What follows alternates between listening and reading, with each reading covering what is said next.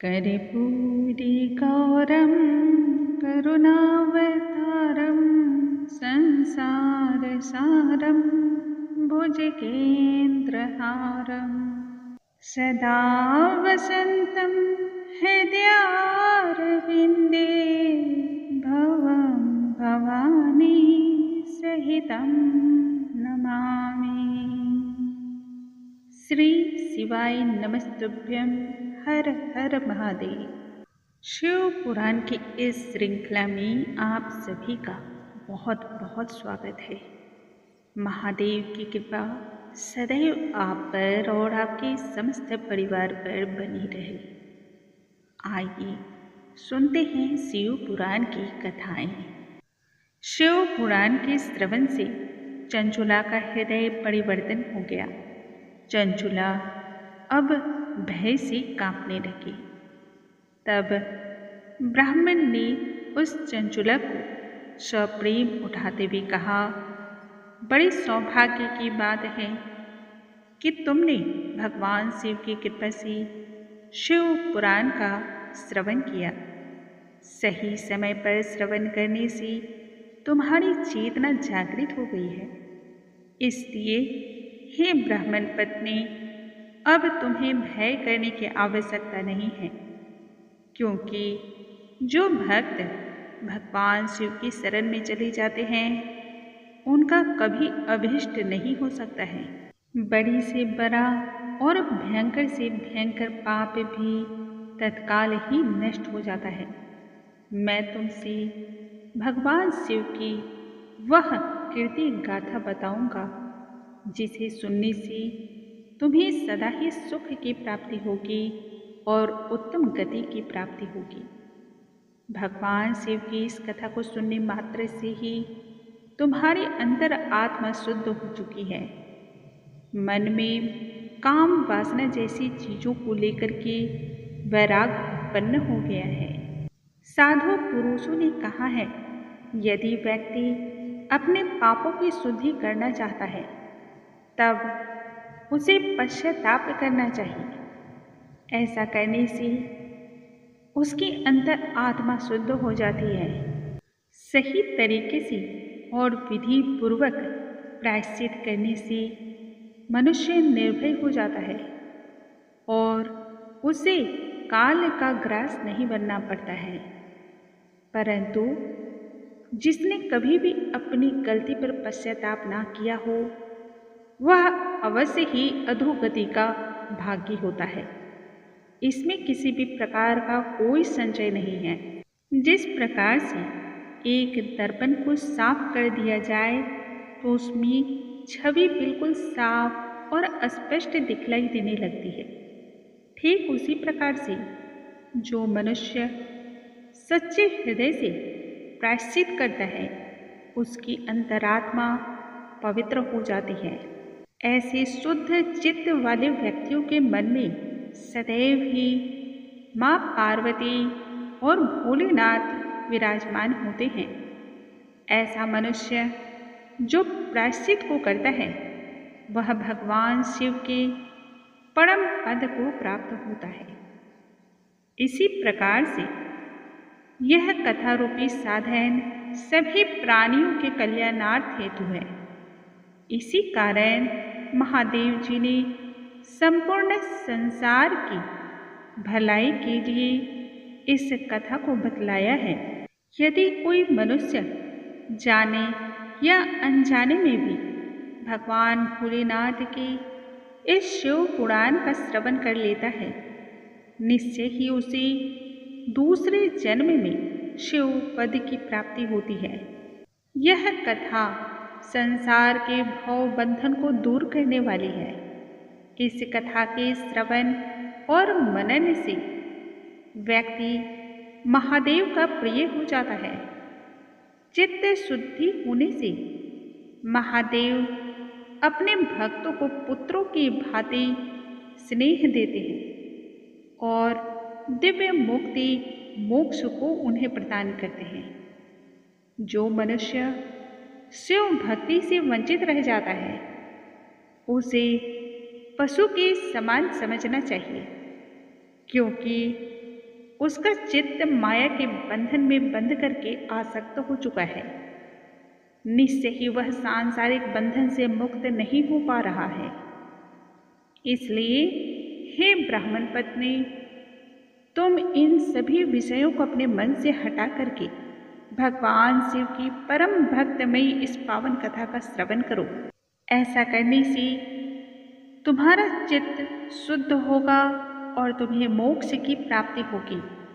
भगवान शिव के चरणार बिंदु का चिंतन करने मात्र से ही मनुष्य को जन्म मरण के चक्रव्यूह से मुक्ति मिल जाती है। यह बिल्कुल सत्य बात तुमसे मैं कह रहा हूँ। ब्राह्मण के मुख से इस प्रकार के वचन को सुनकर के चंचुला मन ही मन अत्यधिक प्रसन्न हो गई और मन शांत हो गया। नेत्रों में आंसू छलक आए।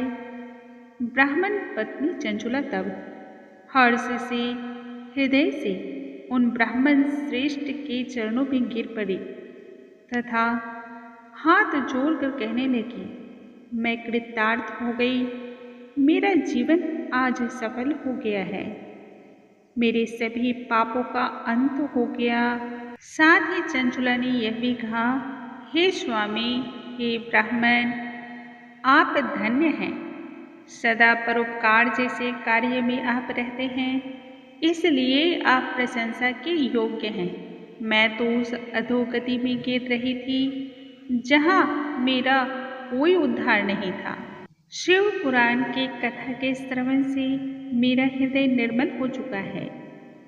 इस तरह से कहकर के चंचुला उसी ब्राह्मण कुमार की सेवा में तत्पर हो गई।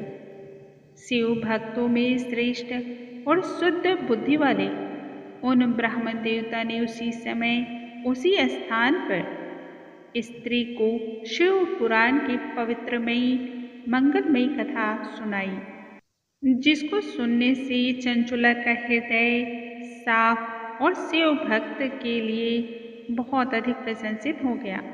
निरंतर ही वह उस ब्राह्मण का आश्रय लेकर के शिव भक्ति में अपने जीवन को व्यतीत करने लगी।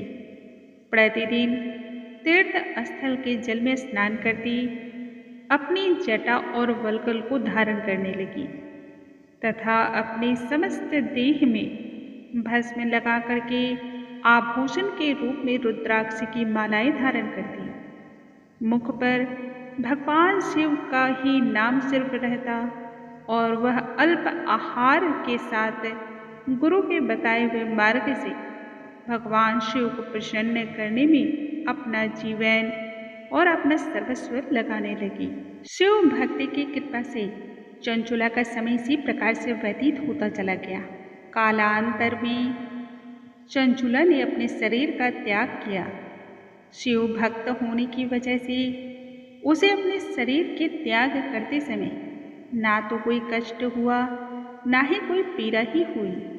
भगवान शिव की ही कृपा थी कि चंचुला के मृत्यु के पश्चात उसे दिव्य विमान पर बैठा करके शिव भक्त शिव के ही धाम में लेकर गए, जहाँ चंचुला के सारे मल धुल गए। दिव्य रूप धारणी वह दिव्यांगना हो गई थी। दिव्य अस्त्र, वस्त्र और उसकी रूप रंग सभी उसकी शोभा बढ़ा रहे थे। मस्तक पर वह ऐसे अर्धचंद्र को धारण किए हुई थी जैसे कि गुरांगी देवी सौभाग्यशाली विभिन्न प्रकार के दिव्य आभूषणों से विभूषित हो।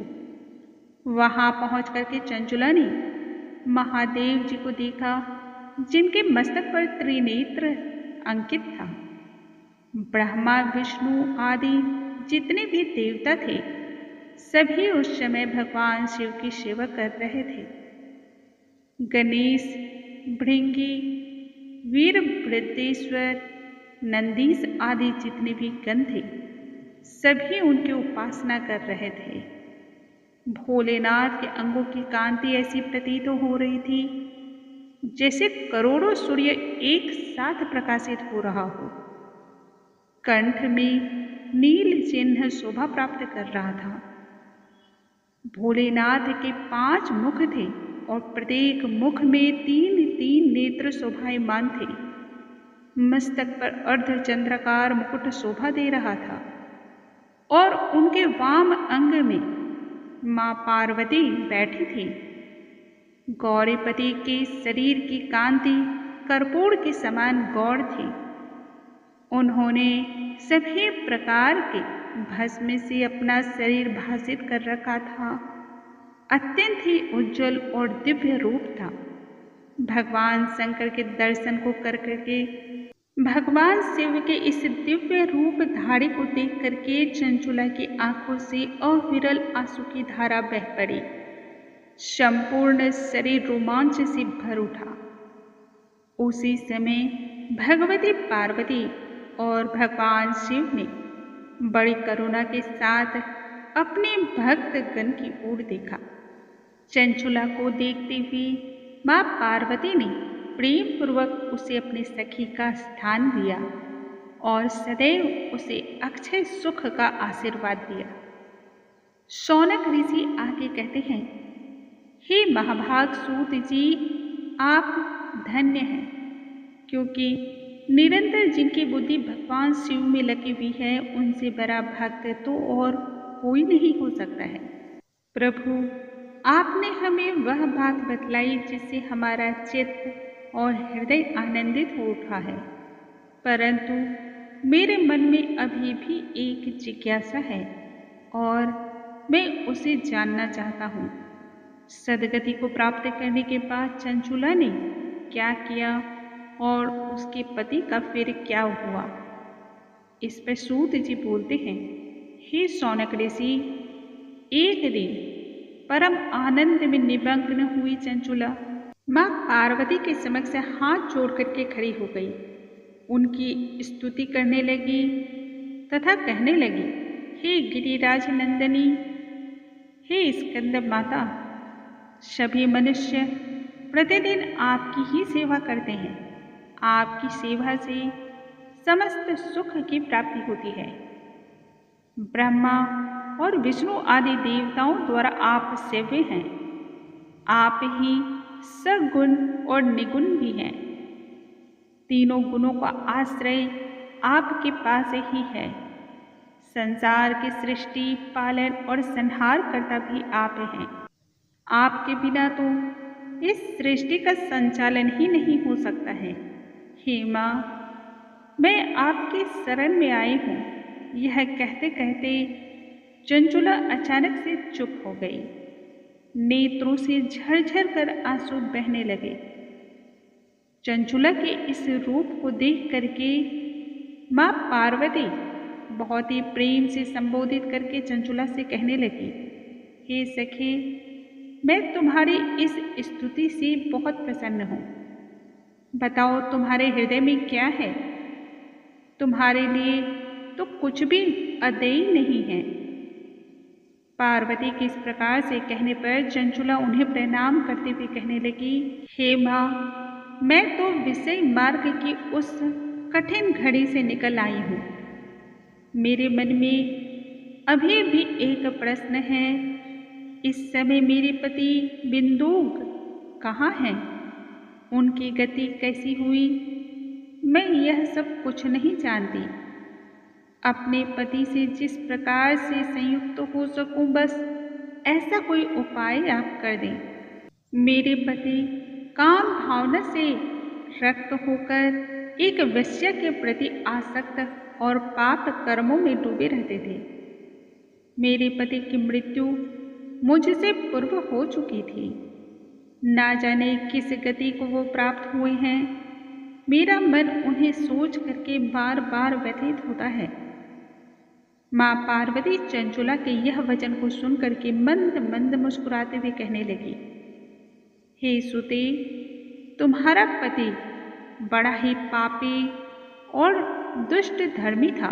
वैश्याकामी वह पुरुष नाना प्रकार के पापों को करने के बाद मृत्यु के बाद दुख को प्राप्त हुआ तथा मृत्यु के बाद विंध्याचल पर्वत पर पिशाच के रूप में अपने जीवन को व्यतीत कर रहा है। पार्वती आगे कहने लगी, हे चंचुला, तुम्हारा पति नाना प्रकार के दुखों को भोग करके पिशाच की अवस्था में पीड़ादायक जीवन को जी रहा है। वह दुष्ट वायु को पी करके नाना प्रकार के कष्टों को सहन कर रहा है। चंचुला ने जब अपने पति की यह महादुखों से दुख देने वाली स्थिति को जाना, तब व्यथित हृदय से पार्वती को प्रणाम किया और पूछने लगी, हे माँ, आप तो संपूर्ण प्राणियों का उद्धार करने वाले हैं। मेरे ऊपर आप कृपा कीजिए और मेरे उस दुष्ट पति को अधोगति से मुक्ति दीजिए। मंद बुद्धि वाले और दुरात्मा पापी पति को भला किस प्रकार से उत्तम गति की प्राप्ति हो सकती है, वह उपाय मुझे शीघ्र ही बताइए। चंचुला के मुख से ऐसी वाणी को सुनकर के पार्वती जी प्रसन्न होकर के कहने लगे, यदि तुम्हारा पति शिव पुराण का उत्तम कथा का श्रवण करे, मंगलमयी देने वाली इस शिव पुराण को प्रतिदिन सुने, तो निश्चय ही दुर्गति से उसे मुक्ति प्राप्त होगी और वह शिव धाम को प्राप्त होगा। माँ पार्वती के मुख से यह वचन को सुनकर के चंचुला हाथ जोड़ करके उन्हें बार बार प्रणाम करने लगी तथा अपने पति के समस्त पापों की शुद्धि हेतु परम गति की प्राप्ति के लिए प्रार्थना करते हुए कहने लगी, मेरे पति को शिव पुराण को सुनाने की ऐसी व्यवस्था हो जाए जिससे उन्हें मुक्ति प्राप्त हो।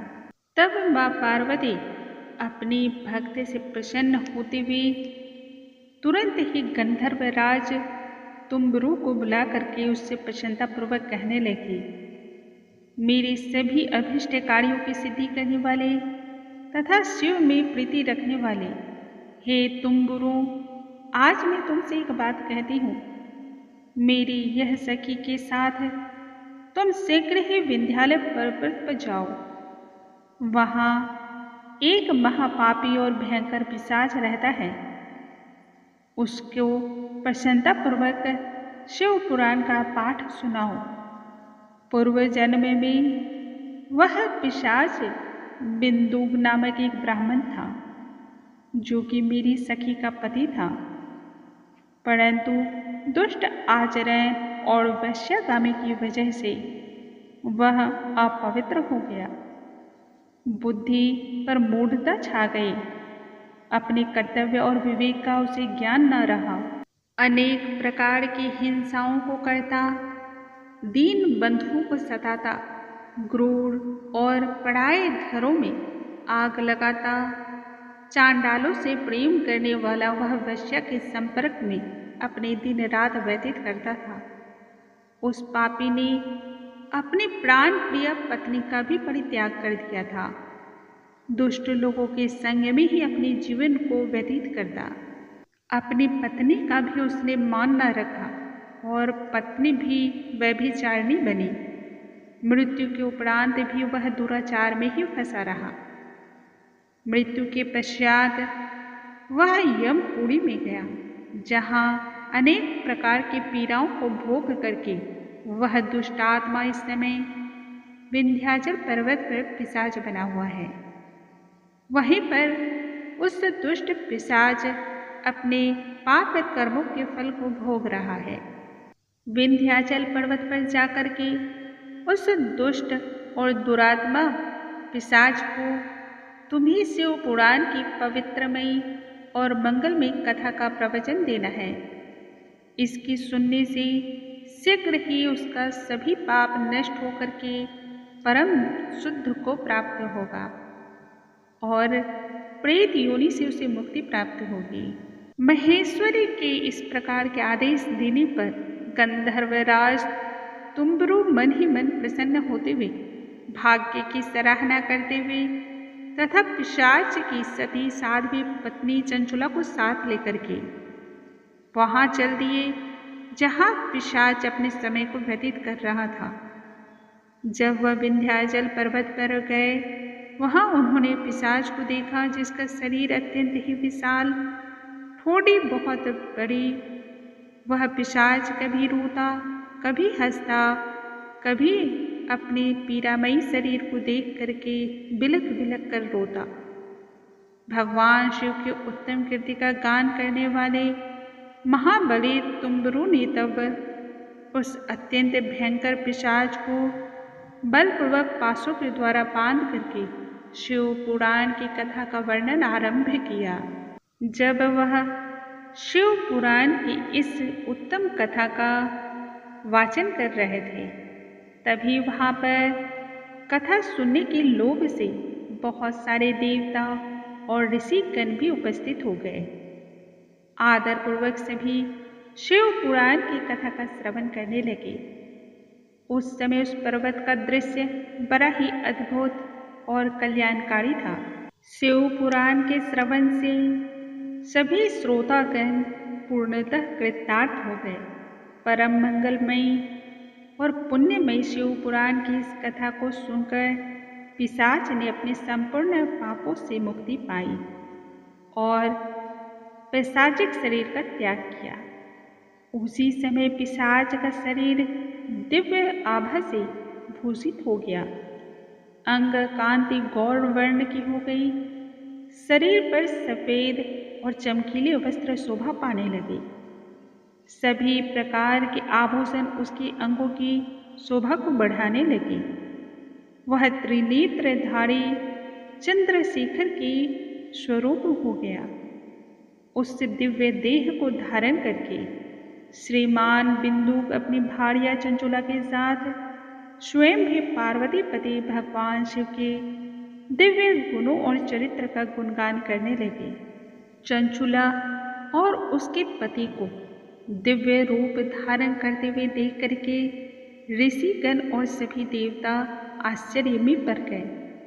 अद्भुत चरित्र का गुणगान सुनने के बाद सभी आनंदमय से विभोर हो उठे। जब यह कथा समाप्त हो गई, तब सभी अपने अपने स्थान को प्रस्थान कर गए और चंचुला उसके पति आनंदपूर्वक सुखपूर्वक आकाश में ही स्थित होकर के शोभायमान हो गए।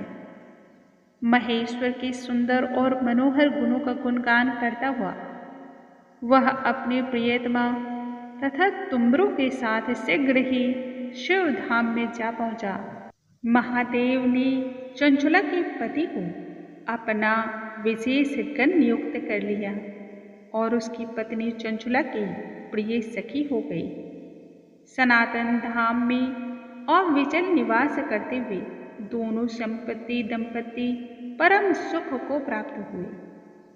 यह उत्तम महात्म्य मैंने आज आपको बतलाया है, जो कि सभी पापों का नाश करता है।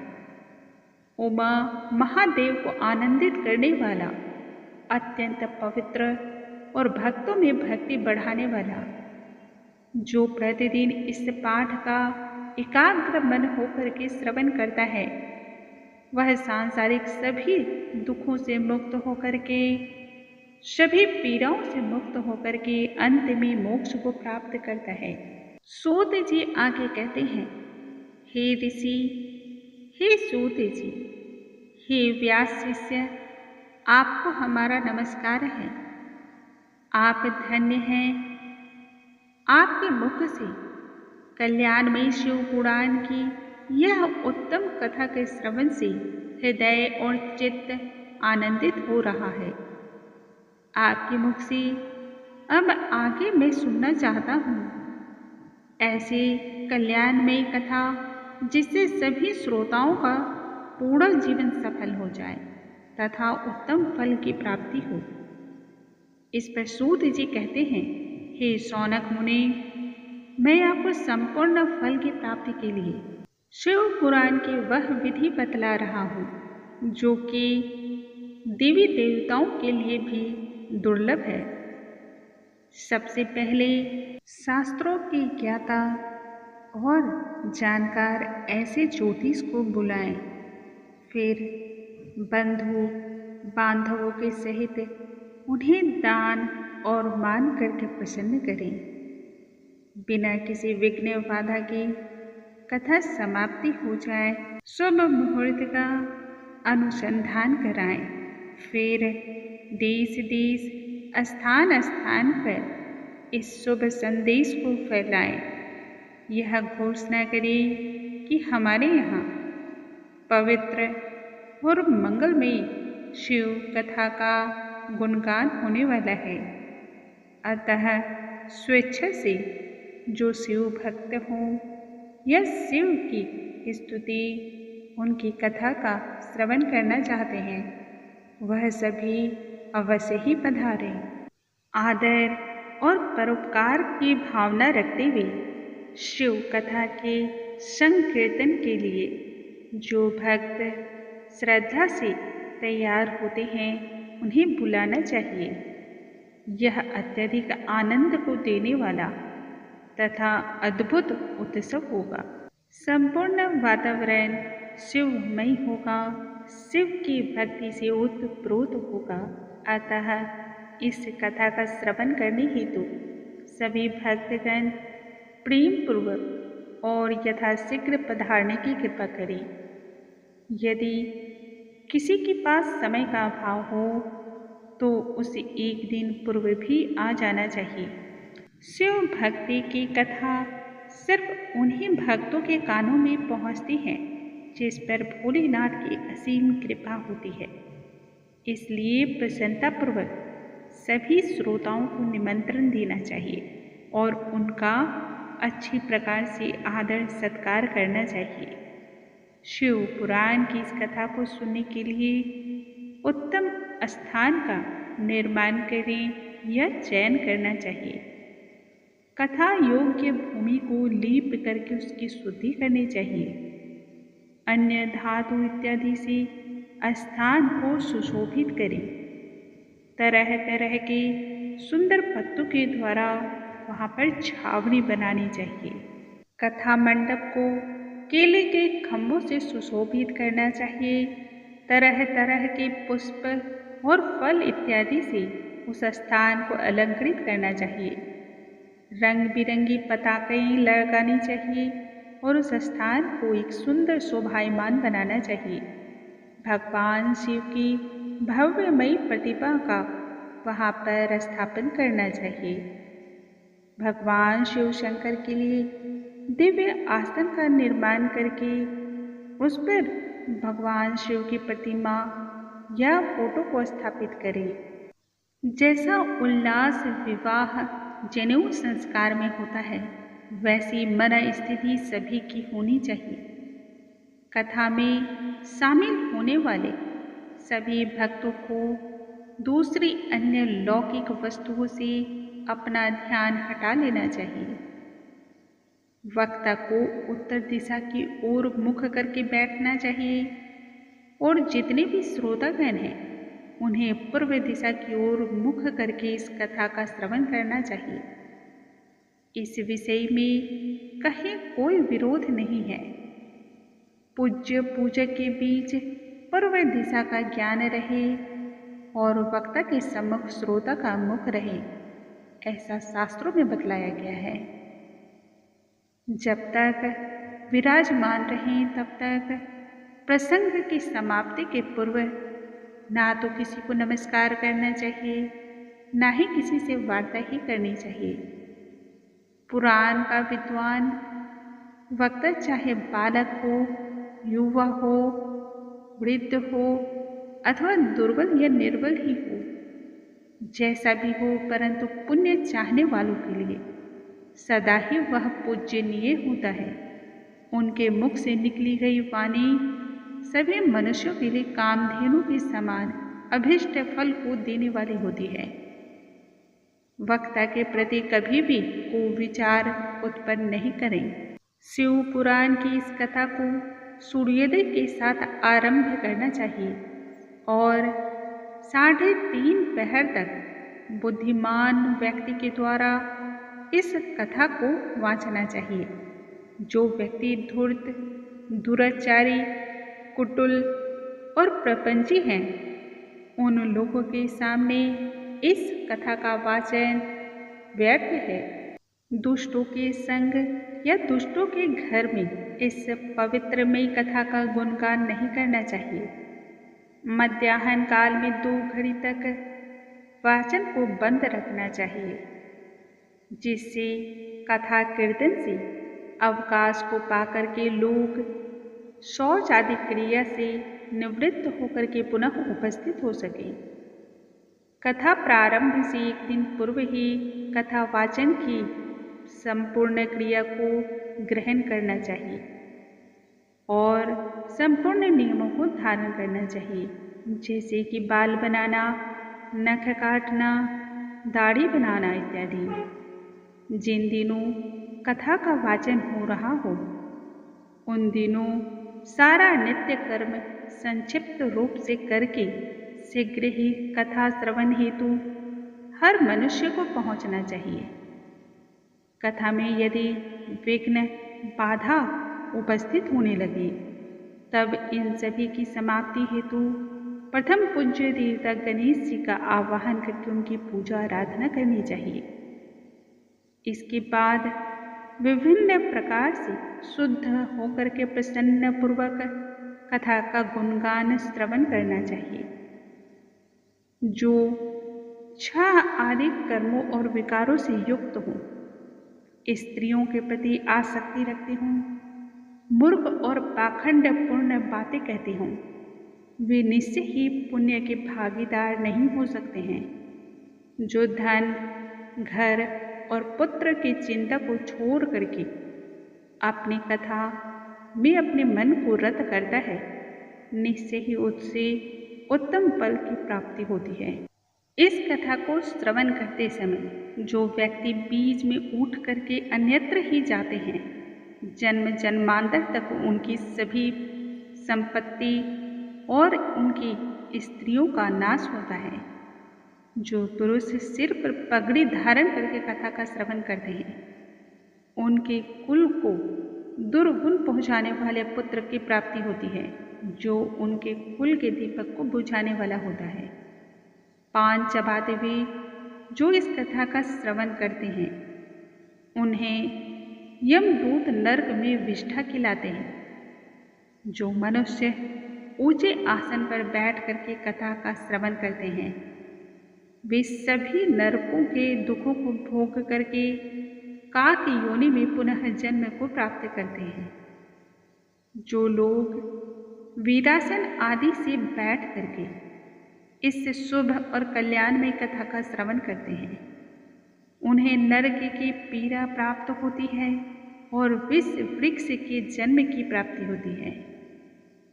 जो व्यक्ति कथा सुनाने वाले पौराणिक को अच्छी प्रकार से प्रणाम किए बिना या उनके प्रति श्रद्धा रखे बिना कथा का श्रवण करते हैं, वे सभी नरक के दुख को भोग करके अंत में अर्जुन वृक्ष के रूप में जन्म पाते हैं।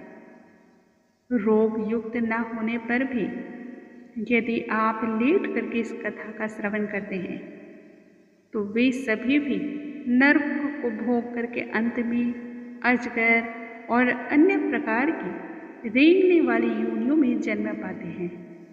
ऊंचाई स्थान पर बैठ करके कथा श्रवण करने वाले व्यक्ति को गुरु सैया पर शयन करने का पाप लगता है। पवित्र और मंगलमयी कथा की जो निंदा करते हैं, उन्हें 7 जन्मों तक दुख की प्राप्ति होती है। इतना ही नहीं, कुत्ते के जन्म को भी वह प्राप्त होते हैं।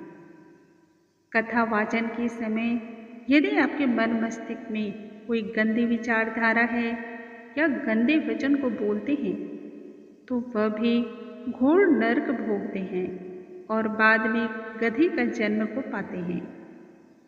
जो कथा के श्रवण के समय वहाँ पर रहकर भी मौजूद नहीं होते हैं, अर्थात उनका ध्यान कहीं और रहता है, वह नरक की घोर पीड़ा प्राप्त करने के पश्चात जंगली सूअर के जन्म में जन्म लेते हैं। जो व्यक्ति कथा के बीच में विघ्न को उत्पन्न करते हैं, वह करोड़ों वर्षों तक नरक की यातनाओं की पीड़ा को भोगते हैं और सूअर का जन्म पाते हैं। इसलिए प्रत्येक मनुष्य को प्रेम पूर्वक शुद्ध और पवित्र चित्त के द्वारा भक्ति भाव के साथ इस कथा का श्रवण करना चाहिए।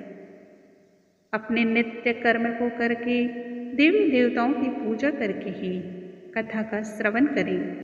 शिव वाचन करने वाले और शिव पुस्तक का वंदन करना चाहिए। कोटि कोटि उनका नमन करना चाहिए। धूप, दीप, वस्त्र, गंध, पुष्प इत्यादि से इनका पूजन करें। तत्पश्चात कथा का श्रवण करना चाहिए। ऐसी कथा सुनने से अंधकारमयी जीवन भी प्रकाशमान हो जाती है। भक्तिपूर्वक 5 अथवा 1 ब्राह्मण का वरण करें और उनके द्वारा शिव के पंचाक्षर मंत्र का जाप कराएं। ओम नमः शिवाय, नमः शिवाय के मंत्र के द्वारा आत्मा की शुद्धि करनी चाहिए।